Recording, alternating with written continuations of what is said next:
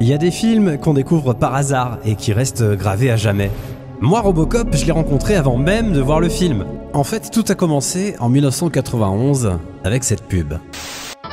Le journal du monde Nintendo avec Mario. À partir d'aujourd'hui, les hors-la-loi n'ont qu'à bien se tenir. Voici Robocop. Robocop nettoie les rues en un tour de main. Il n'y va pas de main morte avec les escrocs et les criminels de toutes sortes. Les robots qui craignent et les policiers cracra.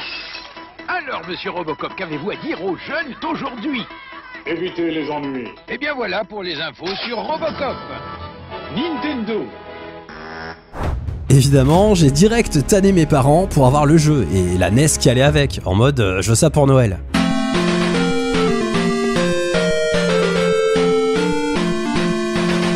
Mais j'étais trop jeune pour comprendre ce que c'était vraiment. Mais ce nom, cette silhouette, cette armure, ça m'a complètement obsédé. Et le jour où j'ai enfin découvert le film, j'ai compris que c'était pas juste un flic en métal qui tire sur des méchants, c'était autre chose. Un film plus brutal, plus intelligent, plus profond que tout ce que j'avais vu à l'époque. Je comprenais pas encore la satire ni la critique sociale, mais je sentais que ce héros-là, il n'était pas comme les autres. Il était tragique, solitaire, presque mélancolique, et pourtant, il dégageait une puissance folle. C'est ce mélange qui m'a marqué, et c'est pour ça qu'aujourd'hui encore, Robocop, c'est pas juste un film culte. Pour moi, c'est un de mes héros. Ah, c'est moi! Lâchez-la, au nom de la loi, je vous arrête.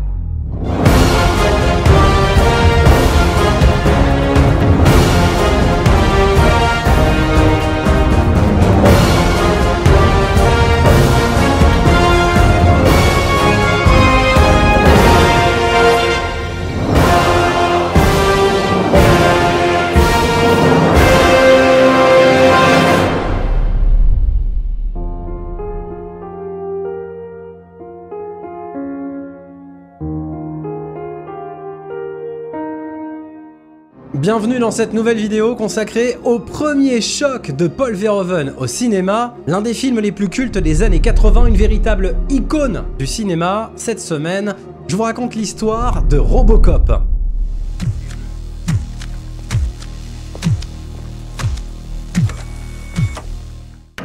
Nous sommes au milieu des années 80. Terminator vient tout juste de sortir en 1984 et c'est un choc. Un film froid, brutal, hyper efficace. Et tout le monde dans l'industrie veut son propre robot tueur à succès. C'est dans cette effervescence de la science-fiction des années 80 que Robocop commence à prendre forme. Et pour comprendre comment tout ça s'est déclenché, il faut revenir à un autre film culte, Blade Runner. Neumeyer, qui travaillait comme assistant sur le script du film de Ridley Scott, baigne dans cette ambiance de questionnement sur l'homme, la technologie et la société. Il est immergé dans cette réflexion de ce que ça signifie être humain dans un monde de plus en plus contrôlé par la technologie. Mais Neumeyer ne veut pas simplement faire un film d'action, il veut aussi faire passer un message. Alors avec son pote scénariste Michael Miner, il se lance dans la conception d'un film qui serait à la fois ultra violent et une critique acerbe de la société de l'époque, et plus particulièrement de l'Amérique de Reagan. C'est ainsi qu'en 1985, leur projet reçoit un financement de la part de John Davison, producteur chez Orion Pictures, et prend enfin son envol sous le nom de Robocop. Un film qui allait fusionner l'action débridée à une critique de la société capitaliste, du consumérisme et de la violence téléguidée. Une véritable satire masquée sous une couche de métal et d'ultra-violence. En quête d'un réalisateur, la directrice d'Orion, Barbara Boyle, suggère alors un certain Paul Verhoeven. Paul Verhoeven, âgé de 47 ans en 1985, est déjà un réalisateur qui a marqué le cinéma. Avant de débarquer à Hollywood, il avait une solide carrière en Europe, notamment avec des films comme Soldier of Orange, un drame de guerre qui raconte l'histoire de jeunes résistants néerlandais pendant la Seconde Guerre mondiale. Ce film montrait déjà sa capacité à allier émotion brute et réflexion sur la nature humaine, tout en abordant des sujets complexes avec cynisme et humour noir. Mais c'est surtout The Fourth Man en 1983, un thriller psychologique qui va poser les bases de ce qu'il fera dans Robocop. Dans ce film, Verhoeven explore les limites de la mortalité et de la folie, avec une tension qui influencera directement son approche de la violence et de la justice dans ses films suivants. Quand Verhoeven reçoit le script de Robocop, il est loin d'imaginer que ça deviendrait l'un des films les plus iconiques de sa carrière. Tout d'abord, il jette le scénario à la poubelle. Littéralement, le film semblait être une simple série B d'action, mais c'est sa femme, Martine, voyant le potentiel du projet, qui lui conseille de le lire en entier. Et c'est là que Verhoeven réalise que ce n'était pas qu'un film d'action avec des robots, c'était une satire, une critique féroce du capitalisme, de la violence à la télévision et du contrôle des masses. Et il a compris qu'il allait pouvoir injecter toute la violence, la critique sociale et l'ironie noire qu'il aimait tant dans ses précédents films européens. Alors qu'est-ce qu'on dit? Merci Martine. Bah ouais, merci Martine. Au départ, Paul Verhoeven avait une vision sérieuse pour Robocop, pensant en faire un film dramatique. Mais c'est là qu'Edouard Neumeyer, le scénariste, a décidé de lui donner un petit coup de pouce. Il lui a balancé des bandes dessinées pour lui expliquer le ton qu'il cherchait, notamment 2000 AD avec son personnage emblématique, Judge Dredd. Neumeyer, avec son coéquipier Michael Miner, a écrit une troisième version du script en réponse aux attentes de Verhoeven. Ils ont bossé d'arrache-pied, même au milieu de blessures et de nuits blanches, et cette révision intégrait une intrigue amoureuse entre Murphy et sa partenaire Lewis. Mais après avoir lu cette version, Verhoeven a réalisé qu'il s'était un petit peu égaré dans le ton. Il a alors fait volte-face et a choisi de revenir à la deuxième version, celle qui allait donner au film sa vraie couleur de bande dessinée. Pendant 6 à 8 mois, la production a cherché l'acteur idéal pour incarner Alex Murphy, alias Robocop. Arnold Schwarzenegger, Michael Ironside, Roger Hauer ou encore Tom Berenger ont tous été envisagés. Orion préférait Schwarzenegger, la star de Terminator, mais le problème était que lui et d'autres acteurs étaient jugés trop imposants pour entrer dans le costume de Robocop, au point qu'on se disait qu'il risquait de ressembler à le bonhomme Michelin.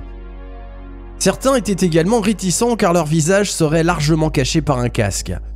Au final, c'est Peter Weller qui s'est montré le plus motivé, d'abord grâce à son faible salaire, mais aussi à ses compétences en arts martiaux et sa base de fans de science-fiction, après les aventures de Bucaro Banzai.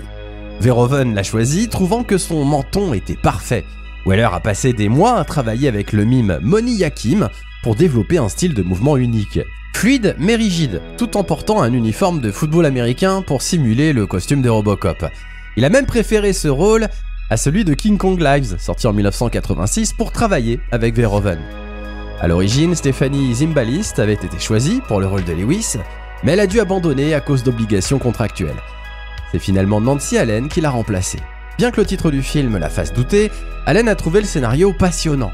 Verhoeven a voulu couper ses longs cheveux blonds pour éviter la sexualisation de son personnage, ce qui a nécessité 8 coupes avant de trouver finalement le bon look. Allen s'est formé à l'académie de police pour son rôle et a demandé conseil à son père, lui-même lieutenant de police. Verhoeven l'a aussi encouragé à adopter une attitude plus masculine et à prendre un peu de poids, ce qu'elle a fait en arrêtant de fumer. Kurtwood Smith, quant à lui, a auditionné pour les rôles de Bodicker et Jones. Connu surtout pour ses rôles à la télé, il voyait Robocop comme un film de série B, mais prometteur. Le personnage devait initialement porter des lunettes pour ressembler à Heinrich Himmler, mais Smith a choisi de l'interpréter comme un baron de la drogue au sourire carnassier. Ronny Cox, souvent cantonné au rôle de gentil, a lui trouvé que jouer un méchant était 1000 fois plus amusant que ses précédents rôles. Il a donc endossé le rôle de Dick Jones, un personnage dénué de toute compassion. Quant à Miguel Ferrer, même s'il n'était pas sûr du succès du film, il a accepté le rôle par nécessité financière. Le tournage a démarré le 6 août 1986 avec un budget de 11 millions de dollars. Verhoeven a choisi Dallas pour ses bâtiments modernes et son aspect futuriste, loin de la Détroit vieillissante, et le tournage a été prolongé en raison de la complexité des scènes.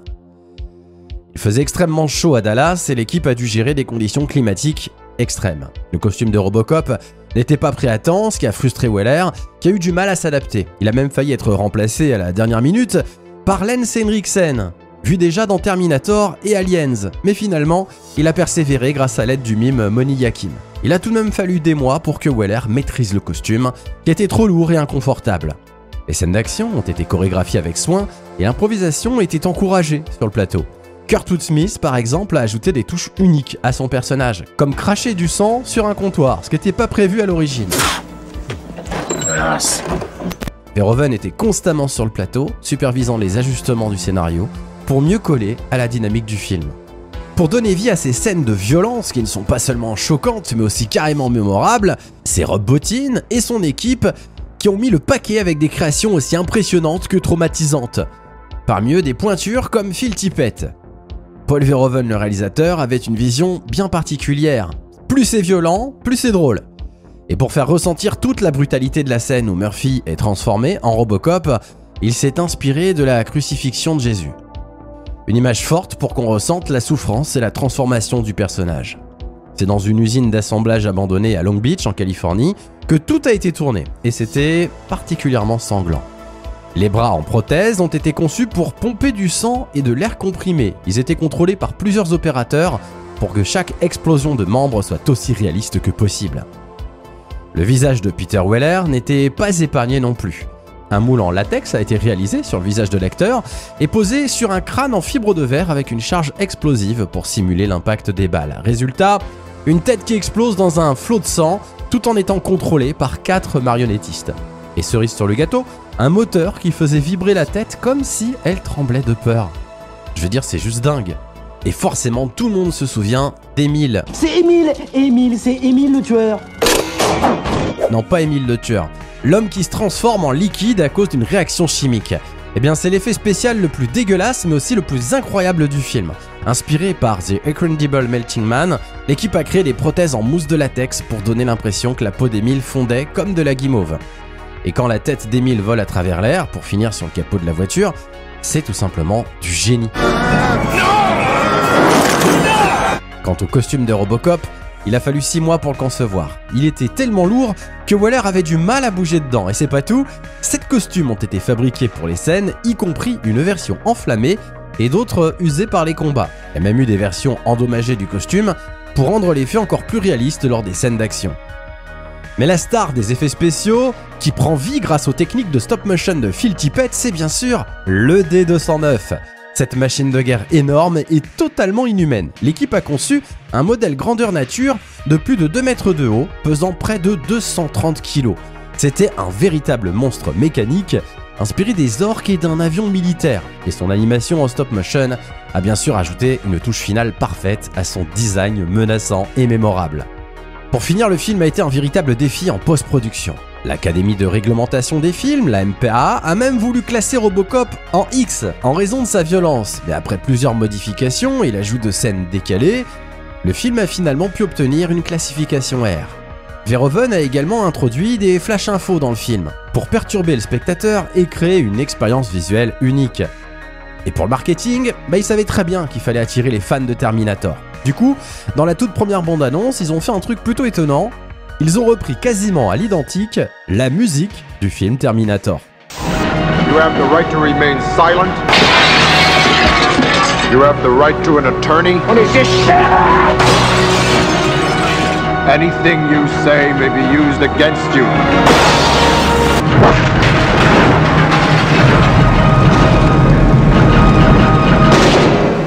RoboCop, the future of law enforcement.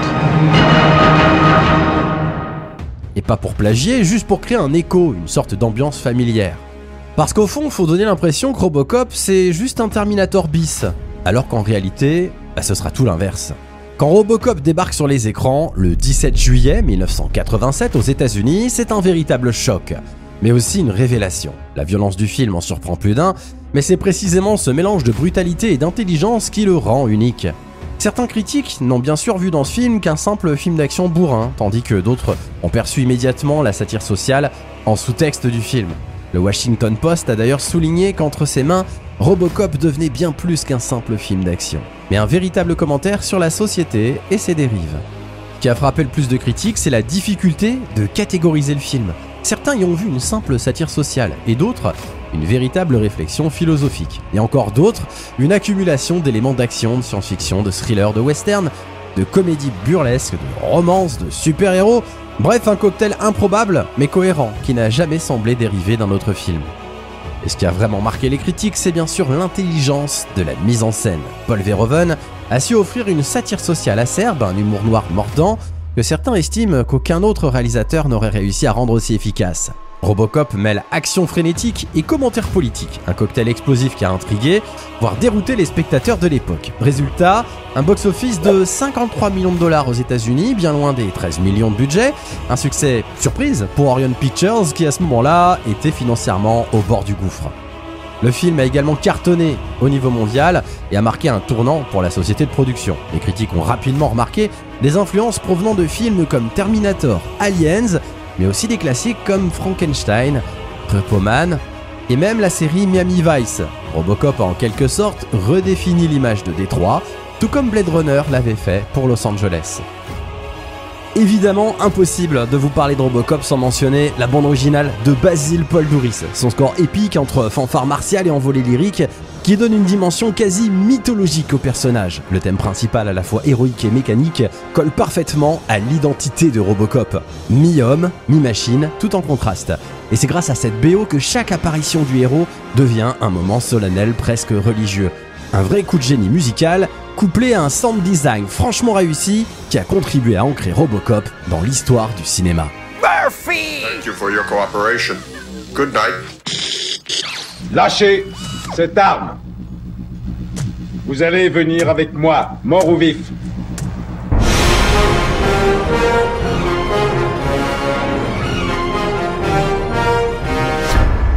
Dans un futur proche dystopique, la ville de Détroit est au bord de l'effondrement social et financier.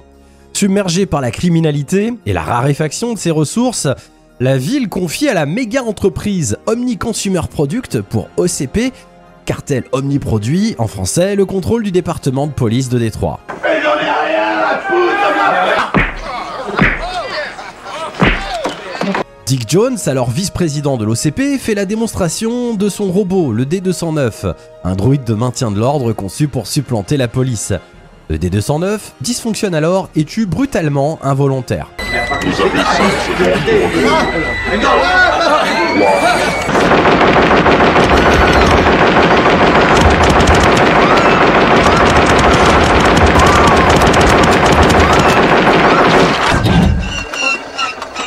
Permettant à Bob Morton, un jeune cadre ambitieux, de présenter à celui qu'on appelle le vieil homme, le président de l'OCP, son propre projet, Robocop. Pendant ce temps, l'agent de police Alex Murphy est muté au commissariat de Metro West.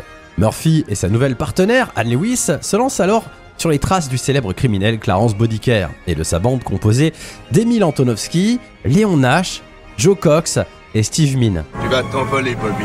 Non, Clarence, non.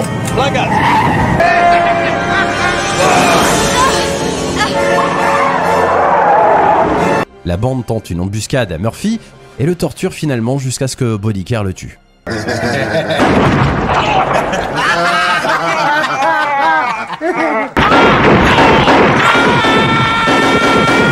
La fête est finie.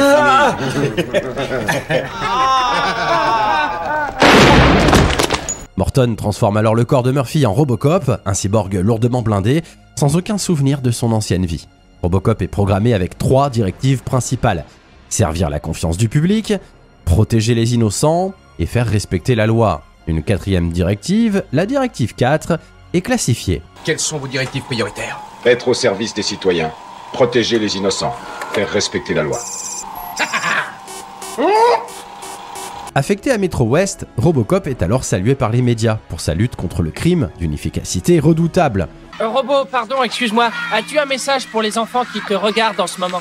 Soyez sages, les enfants. Lewis soupçonne alors Murphy d'être Robocop, reconnaissant sa façon unique de ranger son arme, astuce que Murphy avait apprise pour impressionner son fils. Après avoir fait un cauchemar de la mort de Murphy, lors d'une opération de maintenance, Robocop rencontre Lewis qui l'appelle Murphy. Lors d'une patrouille, Robocop arrête Emile, qui reconnaît les manières de Murphy, ce qui renforce ses souvenirs. Robocop utilise ensuite la base de données de la police pour identifier les associés d'Emile et consulter le casier judiciaire de Murphy. Il se remémore alors d'autres souvenirs en explorant l'ancienne maison de Murphy, sa femme et son fils ayant déménagé après sa mort. Pendant ce temps, Jones demande à Bodiker d'assassiner Morton pour se venger de sa tentative d'usurpation de son poste à l'OCP. Tu as perdu, je regrette. Adieu, Bob.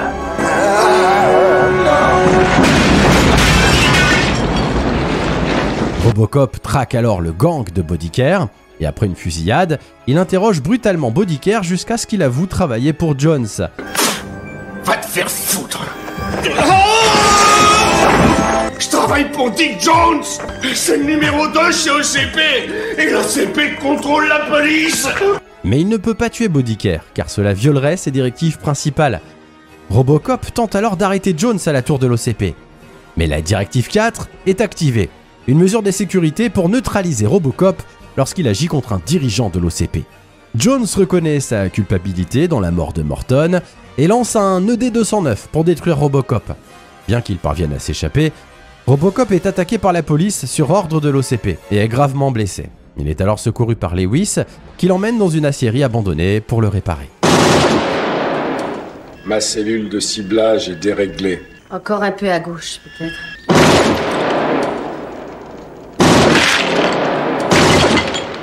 Furieuse du sous-financement et du manque d'effectifs de l'OCP, la police se met alors en grève. Détroit sombre dans le chaos et des émeutes éclatent dans toute la ville. Jones décide de libérer Bodycare et les autres membres de son gang, les équipant d'armes surpuissantes pour détruire Robocop. Les hommes de Bodycare sont alors rapidement éliminés à l'aciérie, mais Lewis est grièvement blessé par Clarence, que Robocop tue à son tour d'un coup de couteau en pleine gorge.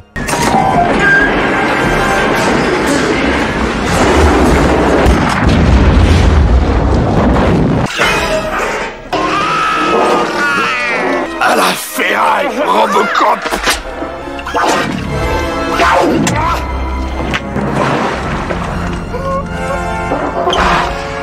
Lewis! Murphy! Robocop part affronter Jones à la tour de l'OCP lors d'une réunion du conseil d'administration, révélant la vérité sur le meurtre de Morton. Jones prend alors le vieil homme en otage, mais celui-ci le vire, annulant ainsi la directive 4. Robocop tire alors sur Jones, qui tombe par la fenêtre et chute de l'immeuble.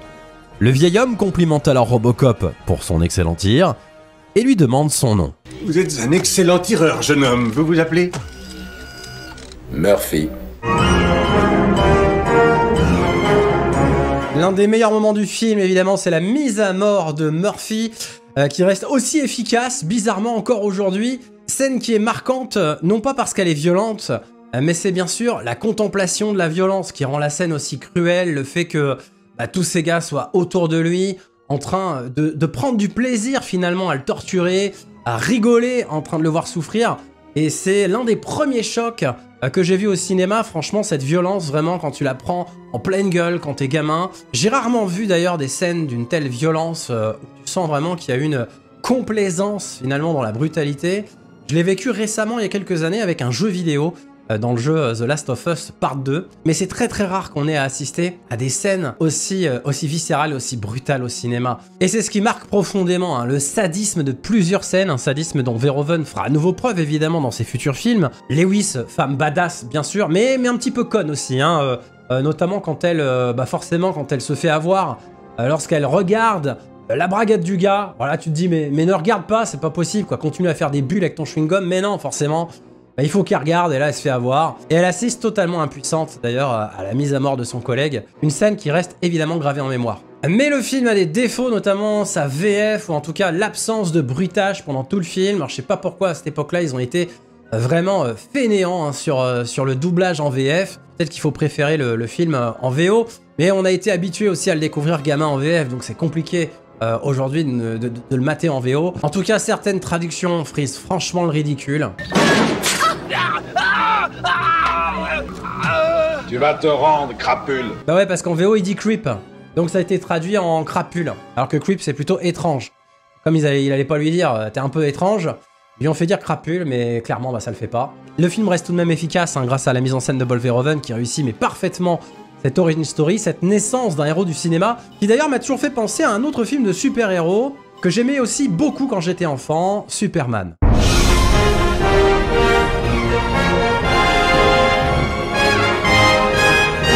J'ai la joie immense de vous présenter Robocop. Allez bien, allez bien. C'est pour toi cette fête, c'est pour toi. Ce qui m'a toujours fasciné avec Robocop, c'est que tout dans la mise en scène et dans le scénario reprend les codes des comics et des films de super-héros. D'abord, il y a l'accident fondateur, celui de l'homme détruit, la transformation physique, son nouveau corps, son armure, filmée comme une révélation. Et puis, il entre en scène, lentement, solennellement, comme une apparition. Putain de merde. Lâchez votre arme. Au nom de la loi, je vous arrête. C'est là qu'il devient plus qu'un flic. Robocop se dévoile au monde, et ensuite, il commence à sauver des innocents et à traquer les méchants, comme un super-héros du futur. Mais là où Superman naît pour sauver le monde, Robocop, lui, renaît dans un monde déjà complètement foutu. Un monde dominé par les écrans, la pub, la violence gratuite, un monde où la police est privatisée, où la justice est un produit et où l'humain compte moins qu'un bilan comptable. Et dans ce monde, il devient une figure presque christique. Il meurt dans une scène atroce, presque sacrificielle, il ressuscite dans un corps qu'il n'a pas choisi, et il va passer tout le film à chercher qui il était et qui il veut redevenir. Là où Superman est un sauveur, Robocop, lui, est une sorte de rédemption. C'est l'histoire d'un homme à qui on a volé son identité et qui va tout faire pour la reconquérir. Et plus il avance, plus la machine s'efface pour laisser place à l'homme. Et c'est ça qui m'a toujours touché. Ce n'est ni un robot froid, ni un flic modèle, c'est un héros brisé, en quête de lui-même. Et c'est cette dimension quasi mystique, presque religieuse, qui donne au film une telle puissance. Verhoeven l'assume totalement. Pour lui, Robocop, c'est littéralement une relecture de Jésus. Il meurt pour protéger les autres, il revient à la vie, il marche même sur l'eau dans le final, et véridique. Mais au lieu de prêcher la paix, il incarne une justice brutale, tordue par le système. Et pourtant, malgré tout ça, il choisit de redevenir Murphy. Pas le produit OCP, pas la machine, l'homme. Et c'est ça au fond qui le rend aussi marquant que n'importe quel super-héros classique. Parce qu'il n'a pas tous les pouvoirs, mais il a fait le choix le plus dur, redevenir humain dans un monde inhumain. C'est moi! Je te dis qu'il va la buter! Je vais lui trancher la carotide! Ça ne pas!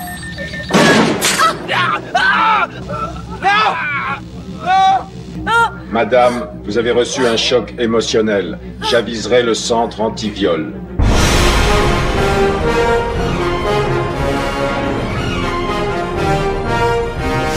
Après le choc Robocop, Hollywood a bien évidemment voulu capitaliser sur le succès, sauf que plus on avance, plus l'ADN original se dilue.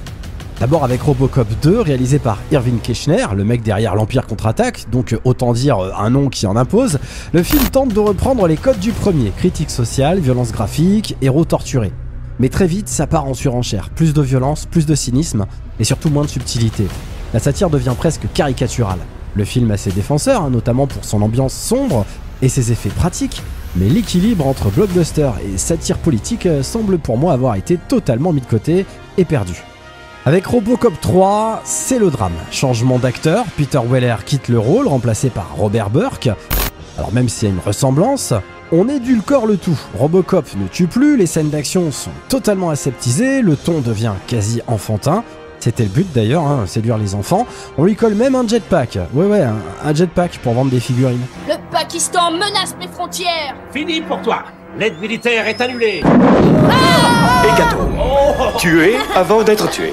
Un nouveau jeu éducatif signé Butler.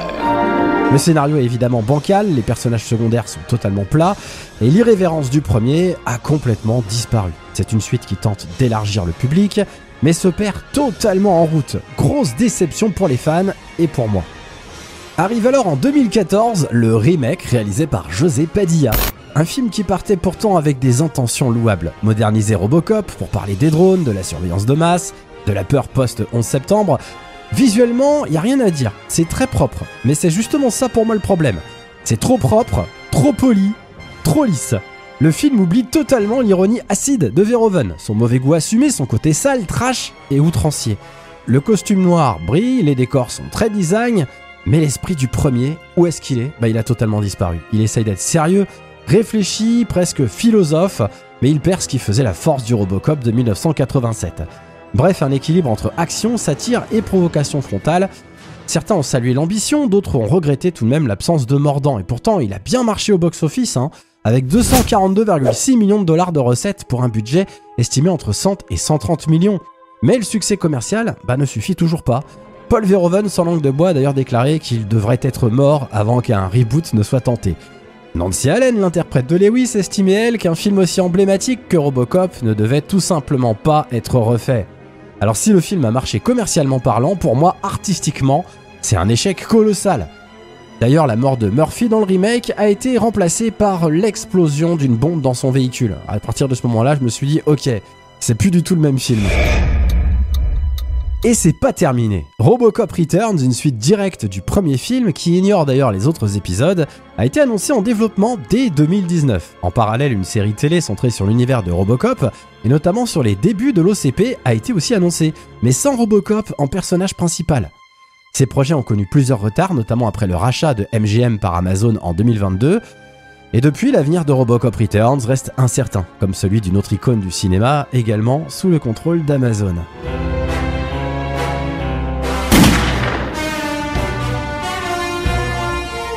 Au final, toutes ces suites et remakes ont eu du mal à marcher sur les traces de l'original, parce qu'ils ont voulu reproduire la forme sans en comprendre le fond.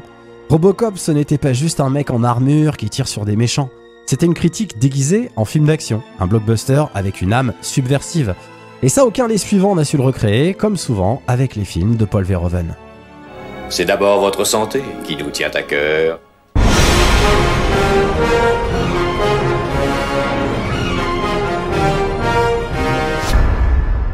Robocop reste sans conteste l'un des films les plus emblématiques du genre science-fiction des années 80, aux côtés de Terminator. Tous les cinéphiles en ont entendu parler, et certains comme moi l'ont probablement vu à la télévision le dimanche après-midi.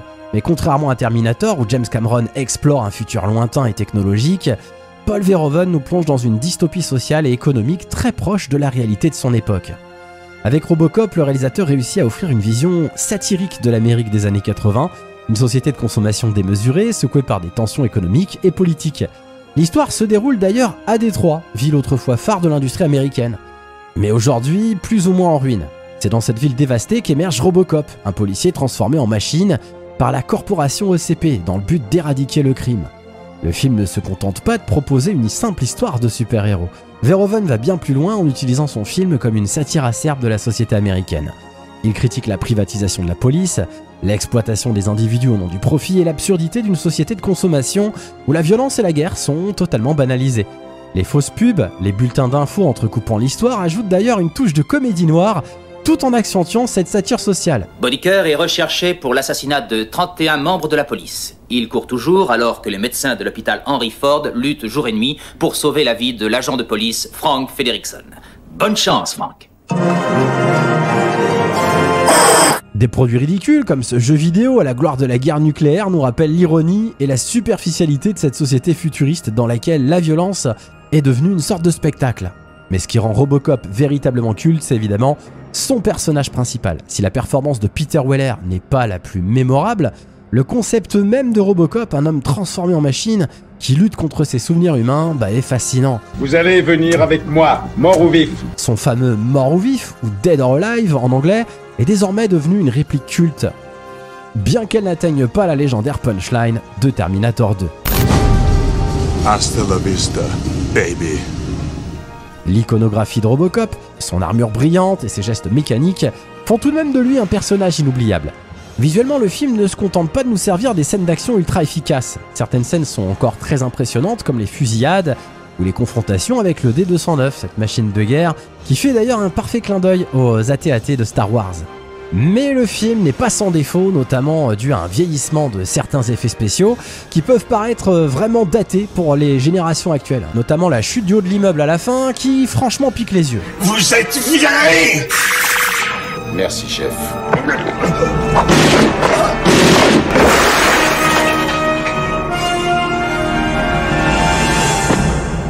En dépit de ses défauts, Robocop reste un film d'action qui résiste étonnamment bien à l'épreuve du temps. Bien qu'il ne soit pas mon film préféré du genre, j'apprécie vraiment son mélange d'action, de réflexion sociale et de satire politique. Verhoeven parvient à rendre son film encore pertinent aujourd'hui, en dépit de son esthétique très série B. Pour ceux qui cherchent un film d'action avec plus de substance que la moyenne, Robocop ça reste un incontournable. Il est considéré comme une œuvre révolutionnaire dans le genre de la science-fiction. Contrairement à de nombreux héros de l'époque, le personnage central du film n'est pas un humain stoïque et invincible comme d'autres héros interprétés par Sylvester Stallone, mais bel et bien un robot humanoïde hanté par une humanité qu'on lui a arrachée. Et c'est là toute la force du film. Sous les apparences d'un blockbuster d'action ultra violent, Robocop cache une satire féroce, satire habituelle dans l'œuvre de Verhoeven. Cette vision dystopique mais lucide sur l'avenir de nos sociétés. Avec des inégalités croissantes, la privatisation des pouvoirs publics comme la police ou les hôpitaux, et la domination croissante des entreprises sur nos vies. Un monde où le capitalisme a pris le pas sur nos éthiques. Verhoeven lui-même voyait Robocop comme un film impossible à améliorer avec des effets numériques. Un film de son temps, mais surtout en avance sur son temps. Weller, de son côté, a décrit le tournage comme l'une des expériences les plus éprouvantes de sa carrière, notamment à cause du costume, tandis que Miguel Ferrer a gardé un souvenir totalement à l'opposé, évoquant le meilleur été de sa vie. L'impact du film a largement dépassé les frontières américaines. Le Meyer racontait avoir vu des poupées Robocop non officielles, vendues à 2 pas du Colisée à Rome. Robocop a aussi marqué un tournant pour Verhoeven, qui enchaînera bien sûr avec Total Recall en 1990. Combien de temps vous restez sur Mars? 2 semaines. Est-ce que vous apportez des fruits ou des légumes sur la planète? 2 semaines. Et Starship Troopers en 1997. Les deux formant avec Robocop ce que certains critiques appellent une trilogie non officielle sur la gouvernance autoritaire. Ce que moi j'appelle la trilogie SF de Paul Verhoeven. Ronny Cox, jusque-là habitué au rôle droit et moraux, a vu sa carrière transformée par Robocop, qui l'a fait entrer dans le panthéon des grands méchants du cinéma des années 80. Et que dire des personnages emblématiques comme ED209, Clarence Bodiker, et des répliques devenues cultes. J'en prendrai pour $1. J'en prendrai pour $1. En fin de compte, Robocop, c'est pas juste un film de science-fiction violent. C'est une satire déguisée en blockbuster, un avertissement politique et un cri du cœur sur la direction inquiétante que prend notre société. Il nous rappelle combien l'humanité est précieuse dans un monde de plus en plus technologique, froid et automatisé. Alors oui, Robocop, c'est pas juste un simple flic. C'est une icône du cinéma, un miroir de notre époque, et une œuvre culte qui continuera à parler, j'en suis certain, aux générations futures.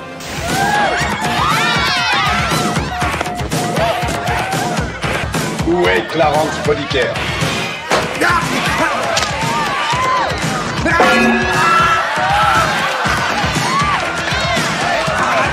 Bah ouais, la scène dans la boîte de nuit, on était obligé de terminer là-dessus, tellement qu'elle est parfaite.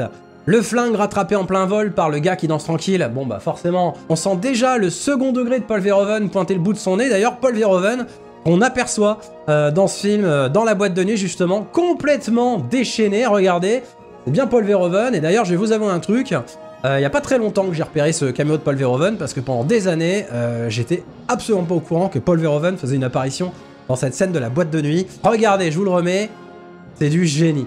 Ainsi s'achève la trilogie de SF de Paul Verhoeven. Merci d'avoir regardé une nouvelle fois. Si vous le souhaitez, si vous n'avez pas encore vu les deux précédentes vidéos, bah je vous invite à les regarder, hein, Total Recall et Starship Troopers, pour compléter cette trilogie de Paul Verhoeven. Allez-y, foncez. Si vous aimez Paul Verhoeven, vous ne serez pas déçus. On continue à parler du film en commentaire. Je vous le dis, j'adore tous les débats qu'on a depuis quelques mois maintenant, sous chacune des vidéos, grâce à votre cinéphilie, grâce à votre passion. C'est aussi pour ça que j'ai monté cette chaîne dès le début.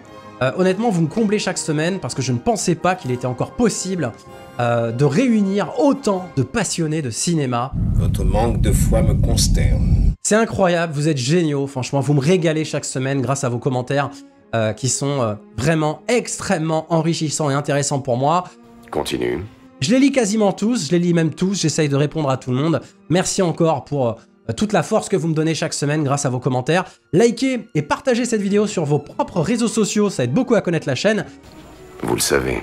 Et pour ceux qui viennent d'arriver, qui ne l'ont pas encore fait, évidemment, le meilleur moyen d'aider la chaîne à se développer, c'est de vous abonner. Activez la cloche aussi, hein, ça aide beaucoup bien sûr pour être prévenu de la sortie des prochaines vidéos. Il y en a parfois certains qui me disent bah j'étais pas au courant que telle vidéo était sortie. Quoi ? Il faut absolument activer les notifications, sinon vous pouvez passer parfois à côté de certaines vidéos. Rejoignez-moi également sur Instagram et TikTok où je partage des anecdotes de tournage tous les jours. Hein. Vous pouvez évidemment retrouver tous les liens en description. Et puis le format audio existe hein, en podcast. Je vous le rappelle, il y a plus de 50 épisodes déjà disponibles partout. Pensez d'ailleurs à aller y mettre des notes, des étoiles. Ça aide beaucoup ce podcast à se faire connaître. Ça vous permet de profiter de l'intégralité des vidéos, mais uniquement en format audio. C'est très pratique pour certains. Vous avez été nombreux à me le demander, donc voilà, c'est disponible sur toutes les plateformes. D'accord, dans ces conditions, moi je top. La section membres rejoindre vous attend si vous souhaitez soutenir la chaîne et bénéficier ainsi de nombreux avantages comme des exclusivités, des vidéos en avant-première. Allez-y, vous ne serez pas déçus. Merci à celles et ceux qui l'ont déjà fait et aux futurs clappeurs. En attendant, parce que derrière chaque film se cache une histoire passionnante à raconter, je vous donne rendez-vous très bientôt sur Clap Story. Ciao.